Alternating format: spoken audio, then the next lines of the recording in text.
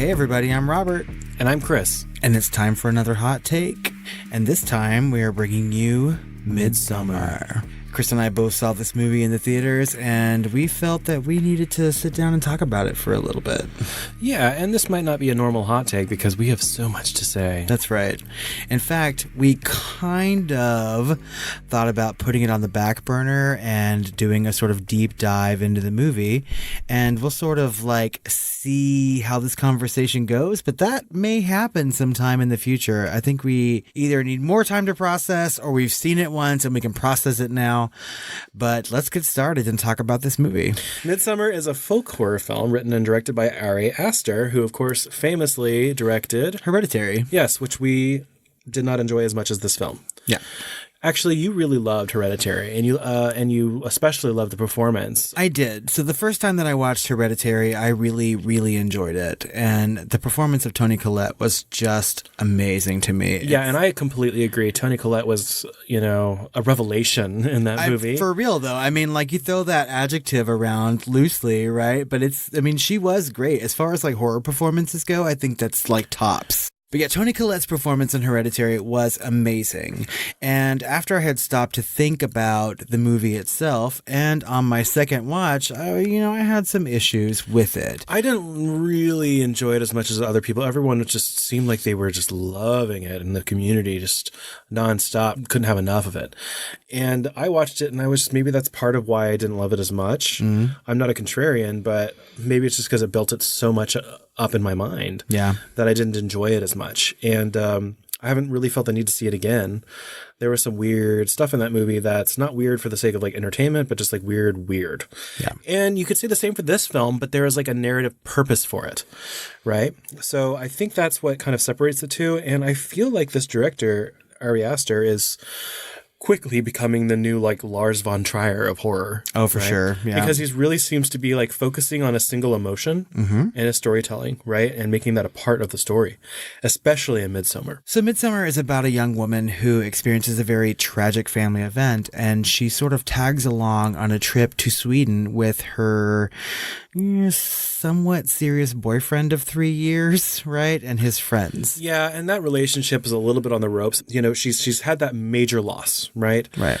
And she's basically introduced to this community where every major emotion and every major point of these people's lives is shared, almost in like a proto like supernatural way. That's right. It's left a little ambiguous there. So when they get to Sweden, they are in this really small cut-off community who have lived together for a very long time. Generations. Right. And every 90 years, they have a midsummer celebration involving many different rites and passages. And these people who are invited, main characters and others, are sort of like are privy to what's going on behind the scenes. Yeah. And what we kind of find out is that a lot of those things they're doing, like the Maypole celebration and all that, they're doing actually every year in that season during Midsummer. But it's some very specific things that they're doing that only happen every 90 years. Right. Right. And that happens at the end of the film. The things that I like most about this movie, like you had already said, is that it focuses on emotion, right? And I think that Ari Aster did that very well in Hereditary. I think that he tackled grief in that movie well, and like how you deal with grief. And I think in this movie, he does sort of the exact same thing, but he really has the room to expand on that. Right, yeah. And it's really about the importance of empathy and the need for it when going through tragedy and emotion that you just can't really bear yourself. You can't bear it as a burden yourself, and it just leaks out. And it is alluded that she already kind of has some sort of panic disorder or anxiety disorder. And they actually handled that really, really well in the film. The tragedy at the beginning of the film is actually her sister, who's, I guess, manic depressive. Based on the conversations that she has with her boyfriend, she's really worried about some of the messages her sister is sending her over IM or email. Her boyfriend's like, well, she does this all the time. It's habitual, blah, blah, blah, blah, blah. She's like, yeah, I know, but I still worry. But it's seen like this person, through their dialogue is just seen as kind of all over the place, and they can't really trust what she says, and that she's essentially, what we learn is that she was dangerous, right? And so that's not necessarily fair for that condition, but it's necessary for this plot to move forward. Her sister needed empathy and support, and she didn't have enough of it to really get her through, because what she ended up doing is she ended up tying this tube to the cars in the garage and feeding it into her parents' bedroom and into her own mouth, duct taped to her own mouth, and basically killed her parents and killed herself. And when this character, Danny, finds out, she is, of course, devastated to learn that her sister has killed herself and killed her parents along with her. So she's lost essentially her whole family at this point. And her boyfriend is just not really there for her. And you get the feeling in visual storytelling that he kind of feels trapped in the relationship. They were on the kind of the verge of breaking up, I feel like. And she's worried that she's too needy and is taking too much of his time, and anything that she asks of him for emotional support is too much. And so she's second guessing herself all the time. It doesn't really seem like she's doing that. But from the boyfriend's perspective, his friends are telling him, that she's too needy and she's always got some drama going on. But guess what? Her whole family just died. And so he was on the verge anyway. And it seems like he's viewing it now that her family's died. He's trapped. He has to be there for her. You would feel too guilty otherwise.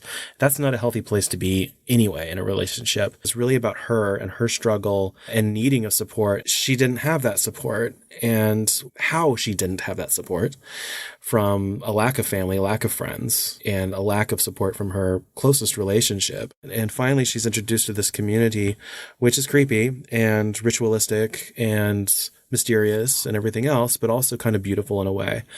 And you slowly notice throughout the film that they're sharing this emotion at major intervals, like in these people's lives, like coming of age kind of stuff, and deaths, obviously, is a major plot point in the film. Mm-hmm. One of the first clues, of course, that this community may be a little darker than what it seems on the outside is how their life is seen as kind of cyclical, right? They split up a human life into quadrants, like the spring and the summer and the fall and the winter. And once you get to the end of winter, you're 72 years old and you're supposed to kill yourself. And they are happy to do so because that theoretically allows another life to be born, and actually name those lives after the people that had killed themselves. Well, it's a sacrifice. Right? Yeah, there's self-sacrifice. Yeah, so I think you touched on some really good things in that, that those comments. I know that Ari Aster said that he wanted to make a movie about a breakup, right? And so I think that at the heart of it, that's what he was like. It's the one thing that leads us through the movie. It's like the narrative crux. It was actually supposed to be a slasher originally, set in Sweden. Oh, that's where it began. And then he wanted to do a breakup because he was going actually through a breakup. Right.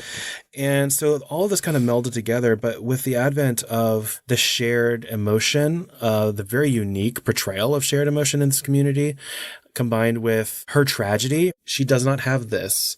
And this is what this community has in stark contrast, right? Well, and that's the thing, is that I think that as human beings, we're supposed to share our emotions. I mean, like, I think that, empathy and, all those things should be part of the human existence, right? We're supposed to find friends, find people, find family, and keep family, and share an experience, share an emotions, and share everything, maybe like good or tragic.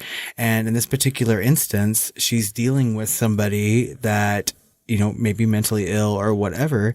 And she's having a hard time dealing with all of it. She feels some sort of like burden, mm-hmm. and there's nobody around to help her with all of that. Right.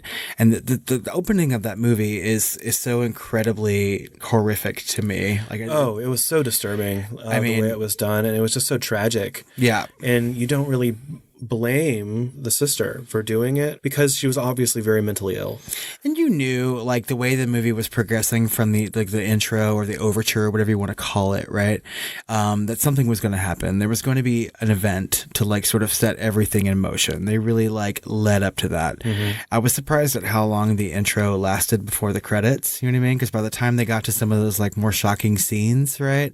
And then the credits start to roll. And then like the opening credits of this movie to me are so incredibly beautiful, like with the snow falling in the background and whatnot. And I was just like, ooh, this movie's going to be something special. Because I really didn't know going into it based on the trailers what to expect, right? I mean, we all got some vibes of The Wicker Man and things like that. And we knew there was going to be a lot of folklore aspects to it.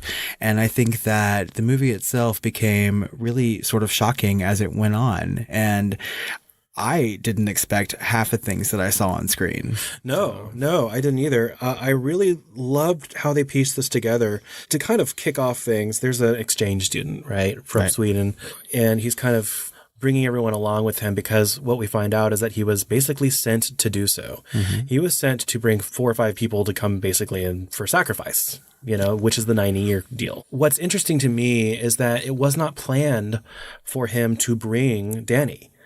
But after her tragedy, he did say something that was very true, and I think remains true and for that character, was that he was most excited for her to come because he saw her tragedy. He saw what she was going through, that she could barely deal with it. And he knew that based on his own tragedy from his past, I believe his parents burned alive, and that he had joined this community. The community took him in and shared that grief with him and basically took that burden from him. See, and I thought that he was already part of that community. So he talked about at the end of the movie where they're burning everybody. I just assumed that his parents were also self-sacrifices. Not 90 years ago. Oh, I guess you're right. They only burn people 90 years? Yeah, the only thing that's 90 years is that. The thing where they're jumping off the cliff happens anytime someone turns 72. They just happen to witness that. Okay. Right? And they were using it. They probably do it every season and witness it every season. I gotcha. Right? The only 90 years thing, I believe, is the locking in the barn, the temple. And they build it. Yeah.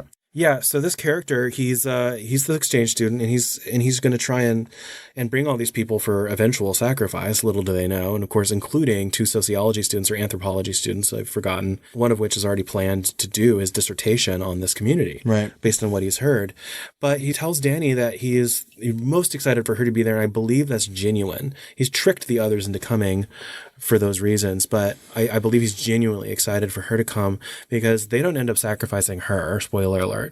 She becomes something in the community. She's able to basically take part in this community and share every emotion she has and help her through everything that she experiences. And that's something that she did not have before. And I believe it's alluded that she stays with the community afterwards. I mean, I would think so. I think that she finally found a way to express her grief, express her emotion, and to find people. And that's what she wanted all along, was someone to accept it and to work things through with her. And that's what people want in general. I mean, like, we all want to connect to somebody and have them understand exactly what's going on in our lives and to be able to share things with, whether or not they're experiencing it firsthand. I mean, we can tell them and they should be able to empathize with it. And that's exactly what this community does. Yeah. They're empathizing so much, and that's just one part of this movie, really, is just like the emotions felt by that one particular character, but there's really so much going on here. Yeah, there is a lot to unpack, but we've been beating around the bush a little bit with the shared emotion, and I want to bring up several examples. So one of the first things is, what's really interesting is, like, they're walking to the community and you hear this music, like this like, not chanting, but like, ooh, like this like elvish kind of weirdness. And I was like, that's interesting music, it's like they're setting this up, for a reveal or something. And it's actually like, it's one of those things where in a movie where you're not sure the music is diegetic or non-diegetic happening within the film or out without. And I just assumed it was the soundtrack, right? Right. No. It was people right by the entrance singing. And I thought that was really interesting. And they kind of keep doing that sort of thing throughout the movie to kind of like immerse you in a really kind of dissonant, odd, funhouse mirror kind of way. But then, of course, the first major thing is when those 72-year-olds are basically jumping off a giant cliff to kill themselves. One does not instantly die and is basically suffering a giant like bone out of his leg break, and they're all screaming and writhing with pain, essentially, with this man, experiencing it with him in a way to show that empathy. But they basically have to take a big hammer and put the guy out of his misery, and they keep showing that head. That's right. So that's fun for you squeamish people out there. Another big moment, of course, is a moment where a woman is coming into her own and is expected to have sex for the very first time. And of course, the women of the village are helping her through that experience, both the pain and the pleasure and everything, including all of the sounds that you'd experience and everything else. So that's a very interesting sex scene. I've never seen quite the like. I don't think I'll see it again. No, I was, kind of shocked, really. The closest thing I can think of is Rosemary's Baby. Yeah, and that was sort of like dreamlike too, right? You know, I mean, sort of like otherworldly. You're talking about that music when they were walking into the area, and like this movie itself, we know is part of folk horror, and that music really set up to me the sort of like fairy tale quality of the movie, which I think a lot of folk horror does. Yeah, and I mean, so it just created this otherworldly sense from the get-go. and the characters are experiencing that inside the film as well. Exactly. Because before they even get there, they're like, this isn't normal. It's 9 o'clock at night, you know, and it's bright and sunny outside. It's right. So everything that they're experiencing is sort of like otherworldly to begin with. The thing that I like about everything leading up to that epic sex scene is done with such masterful visual storytelling, right? They like pan across that like tapestry out there, that painting, right? That shows the steps that she goes through to like get the person that she's going to impregnate her, right? And I really appreciated that, right? Because some of the things that were depicted on those paintings, you know, in the hands of, you know, a more like in your face director or something like that would have made this movie, you know, like sort of exploitation or something like that, you know? Well, there was a couple of silly moments where you either you buy into it or you're taken aback by it and you kind of remove yourself from the movie. I remember several times going through this movie and I was thinking, this is a little silly, is walking the line of like masturbatory self-importance and silliness, but he really brings it home and in those scenes and at the end, and so I kind of forgive him of that. I mean, I forgive him a lot because I mean, like in those paintings, we see some things like, you know, hairs put into pies, you know, things put into drinks, right? And we see those things happen throughout the movie, but we don't see them done. Which is supposed to be like ritualistic magic. Exactly. And yet another piece of that ambiguous supernatural element. Right. Do you think this was supernatural at all?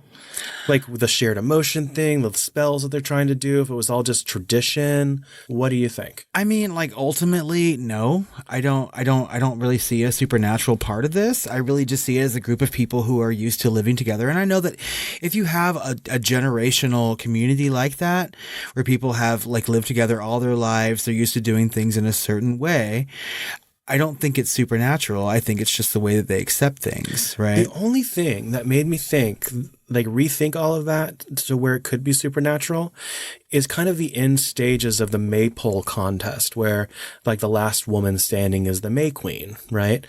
And that's fairly innocent. You know, they do their dance, and the last one standing after drinking this like LSD cocktail or something, you know, is the May Queen, and they put her all in flowers, and she gets to kind of run the feast and everything else, and do some ritualistic planting of seeds and meat and weirdness, and that's all kind of innocent, right? It's all tradition and symbolism and blah blah blah.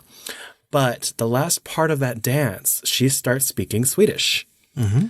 And she can't speak Swedish. And they're like, I can speak it now. Like, we're in the same mind or something. And I was like, okay. So, and then they leave it. They leave it there. So she got into this point of mind where she kind of joined the community as she kind of let go during that dance and kind of was able to speak the language quite literally, right? And then they kind of let that go and they don't touch on it again. And it kind of adds to that ambiguity. But at the same time, that happened. Right. So it's not really important. I just thought that was interesting. Well, I know there have been like actual accounts of people being thrust into an environment and suddenly taking on their language or certain words or things like that. I mean, you pick it up and you don't really realize you've done it or whatever. Yeah, she understood her and then she was responding back and they're like, I can speak here. I can understand and speak. You know, she's like, yeah, you can. You know, so it's like, it was really interesting to me. And the thing is, by the time of that part in the movie, there was so much like already visual like drug things going on. I mean, like grass growing through feet and things like that. I mean, I didn't stop to think about whether or not that was actually happening or maybe it was happening in her own mind. You know, it's hard to separate. That's true. Yeah. You know, what was actually happening in real life or what she was experiencing. Two characters, every time they showed that sort of thing, that sort of hallucination with the characters, it would be through their own eyes versus this was done between two characters in a dialogue. Well, and then every other instance of things that were happening that were sort of trippy in this movie were not exactly through someone's eyes. I mean, like we as an audience got to see flowers breathing and things like that, right? Which again could be another felt emotion, or between everybody at that particular situation. Well, it was really interesting several points, because as they're approaching back at the beginning of the film, as they're already in Sweden and they're approaching this community, the camera kind of tilts. It goes upside down as you're entering this area. And that's when they start noticing weird things with time and things like that. And so it just adds to that ambiguity. They're very careful to walk this line. And this is not really a note on the story or important to the plot of the story, but I thought it was really interesting and kind of masterful, to create that mood, because that's certainly that ambiguity. Walking that razor's edge there was I think, important to create the very specific feeling of this film. And I have to agree. The entire thing was a fairy tale. And I mean, with all like the effects they did and trying to make you understand what these people were going through when they take whatever drug they do. Because as soon as they get to that place, they take some drugs and they spend some time on their own before they head up to the community. Yeah, it's tradition to kind of prepare yourself before you enter the community, almost like a cleansing or something of the mind more than anything else. Well, and she has to experience her grief all over again. Yep. Like she hears people talking and she has to run off on her own, right? And they all spend like overnight before they move on into the community as a kind of a stopping point. And I thought that was really, really cool way of representing like going through a gateway in a way, preparing yourself. The gore in this film is incredible. The makeup effects in this movie are incredible too. I mean, the entire thing visually is amazing. I love that. I mean, toward the end, and here's some spoilers for you too. Like, our main character, Danny, is given a choice about who is going to be ultimately sacrificed, right? The boyfriend that she has been trying to hold on to, who's not really satisfying her needs, and another person from the community who was offering themselves up. And she chooses her boyfriend to burn as a sacrifice amongst the other friends that had come with her to the place. Which I didn't like her doing, because he is portrayed to the audience as kind of a douche, but he's not a bad or evil person, right? He's not emotionally available. Yeah, he's young and ambitious and kind of stupid, but he doesn't deserve to die. He doesn't deserve to be injured in that way. And yet she does choose him because she's feeling that pain. And I still don't know at the end, when she realizes he's dead and dying, whether she's regretting her decision or she's just letting herself feel the pain of that betrayal, which we have not mentioned. The boyfriend was basically drugged and put a magic spell on, ambiguously, to go have sex with the person that was coming of age. He was chosen for his stock, chosen for his DNA, whatever. They had picked him, the elders or whatever, because he had the best genes amongst the men to enter new blood, I guess, into their family line. And so that's where all that happened. He was obviously drugged. He didn't know what the fuck was happening. And I don't think it's a true portrayal. If anything, he betrayed her emotionally, but it was basically an elaborate male rape is what it was. He betrayed her emotionally from the get-go. It wasn't, I mean, that particular act wasn't the final betrayal. Not in a traditional betrayal, though. He just wasn't emotionally available. When she needed it. Yeah. I mean, like, the other side of the coin is I don't have a problem with her choosing him to be sacrificed. I really don't. I think that by the time that she was given that choice, I think that she had already felt shared emotions with these people. I think she already felt a part of their community. She felt accepted, and she felt a way to move on. Yeah, no, I can completely understand her choice there. But at the same time, I don't feel like it was a moral choice. In the film is one thing versus compared to like reality is another. So that's what I keep, like, that's what the problem I had with like Stranger of the Lake, right? They're making an ethical or moral choice and I make a judgment on it as an audience member, right? And so that's what I'm doing here. I'm not judging the film by it. I loved the shit out of this film. Yeah. And I think it's important. I'd love to do a much deeper dive of it someday because I think there's a lot more here to mine. Yeah, I mean, I think we need to really, I mean, because there's a lot to touch on with this movie. I think the acting is superior. I think that Florence Pugh did a very good job in this movie. I mean, I really think that Ari Aster, like, gets a great performance out of a leading lady. You know what I mean? Mm-hmm. I think that she was fantastic, and in a way that Toni Collette was too. You know, he really let someone like take a handle on their emotions as an actor and let them put that to the forefront of the performance. I think that he really got some good comedic performances out of some of the side characters and things like that. Yeah. I mean, and it was a well-written movie, a well-directed movie. And it has everything. There's gore and scare and nudity, including like several bouts of male nudity, which is very rare to see. To me, it was very beautiful. I think that, it just visually and acting and just everything about this movie was wonderful. And at first, when I heard about how long it was, like 2.5 hours or plus a little bit, it's exactly what I was going to say. I didn't know that. Like the pacing of this movie is incredible. Yeah, it's an hour. It's 147 minutes. Mm-hmm. So like the way that he paced this movie and like doled the story out, he did it in such a way that kept you engaged and really wanted you to see what's going on and to really feel the emotions of everything that's going on in there. And I think for like a sophomore effort, I think that's fantastic. Yeah. In a year of sophomore efforts. I mean, like this is the year we're getting the second movies from Jordan Peele. We're getting this Ari Aster second one. We're getting the Roger Eggers like new movie coming out pretty soon who did The Witch, Quiet Place 2 is going to come out in January. Yeah. So I mean, like we're getting all these people and we're getting to see where their voices in horror is going or where it's leading. And I mean, this was a really, really good watch. I just enjoyed the shit out of it. I really did. I mean, I know you said that. I really did. No, this is something we can both agree on. I would give it like a 4.5 out of 5.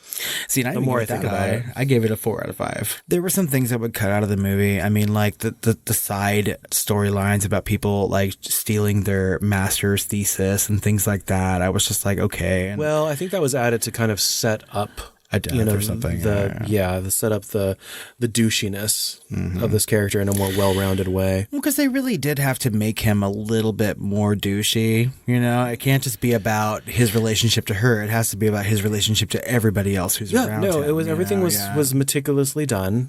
To where you would be on her side. You wouldn't abandon her emotionally as a character driving the story. But at the same time, you would still have a little bit of conflict about her choice. So it was done very, very well, very measured. I think I need to watch it again, too. I know that I left the theater and I said I've got to see this movie one more time, at least, to sort of like, because I know there were things that I missed, I was so immersed in the way it was presented to me visually that I know I missed things. And I want to go back and just see some of the stuff that he crafted as a filmmaker. The story I got, but there was a lot going on, camera work wise. There's a lot of stuff going on in the background. Yeah. And people would be talking and you'd see stuff in the background. You could watch this movie a couple times and still not see everything going on because there's a lot of foreshadowing and symbolism going on. There's constantly rituals that are going on in the background that are symbolism of things that are going to happen, or, just kind of show the kind of nature of the community going on kind of in the background. So it was just a really interesting film emotionally, visually, all the way around. Agreed. Wholeheartedly.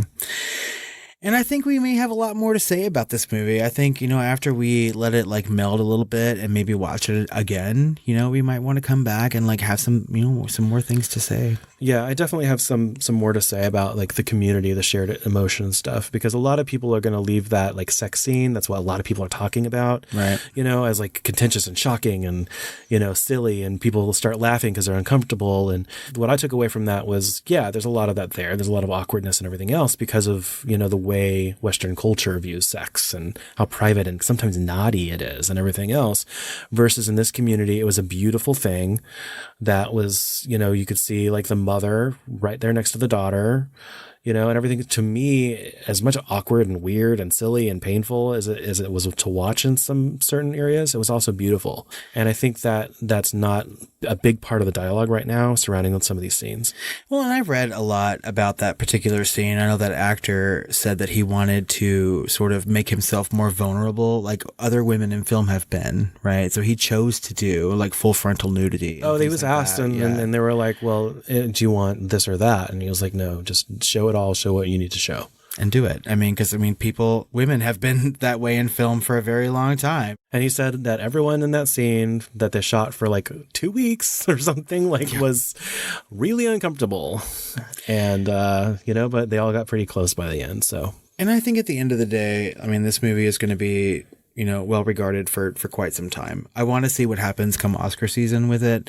I don't think it's going to be really high on Oscar people's voting list. If we learned anything from Hereditary, then we can just say that, performances may go by the wayside. And there may be some performances that are better than the ones that she gave. But and this Florence Pugh, she was an amazing actress, and I wouldn't mind seeing her nominated for several awards for this, Saturn and certainly Oscars.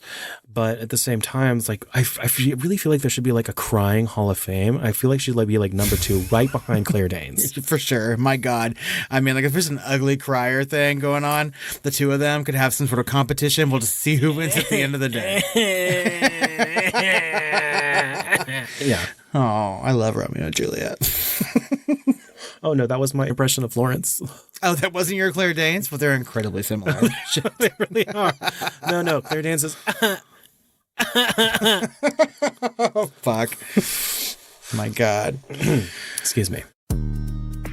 Well, guys, let us know what you think of Midsommar if you've seen it. I know this movie didn't perform as well as Hereditary did at the box office, and I'm not quite sure why. Maybe it's the length, or I think that Hereditary even had more of a, advertising push than this one did. I mean, I never saw any TV spots for this. Everything was social media. Oh, I don't know. Movies, they're marketing the crap out of it after it's come out, even to the point where A24 is coming out with toys. The bear in the cage and stuff. There's multiple things out they're pushing, and it's actually hilarious.